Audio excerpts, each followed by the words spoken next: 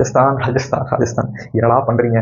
ஏன்னா போன இயர் வந்துட்டு இந்த அஸ்வின் சஹல், போல்ட்டு, பர்கர் அப்படி இப்படின்னு சொல்லிட்டு பவுலர்லாம் வச்சுட்டு வேற லெவல் பண்ணிருந்தாங்க. ஃபர்ஸ்ட் ஹாஃப்லாம் வந்து தேவர் த டீம் டு பீட் அந்த மாதிரி இருந்த ஒரு டீம் இப்போ ரிட்டன்ஷன்லேயே வந்து பாதி அவுட். நீங்கள் பண்ணதெல்லாம் யார் துருவ் ஜுரல், ஹெட்மேர்லாம் பண்ணீங்க. It was very surprising to me. அந்த இடத்துலயே வந்து ரொம்ப கஷ்டமாயிடுச்சு பட்லர்லாம் விட்டுட்டு இவங்க ரீட்டைன் பண்ணது.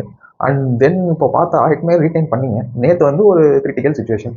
அப்போ வந்துட்டு ஹெட்மேர் உள்ள அனுப்பாமல் ஹெட்மேர் இருக்கும்போதே வந்துட்டு சுபம் துபே இம்பாக்ட் பிளேயராக இறக்கி விட்டாங்க. ஃபர்ஸ்ட் இன்னிங்ஸ்லேயே இவங்க தான் பேட்டிங் ஃபர்ஸ்ட். எனக்கு புரியவே இல்லை. If you don't trust Hetmyer to have more than 10-15 balls, what's the point of retaining? ஒன்றுமே புரியல. So they look shambles. அந்த ஃபர்ஸ்ட் மேட்சே ரொம்ப டிமாரலைஸ் ஆகிட்டாங்களா என்னன்னு எனக்கு தெரியல.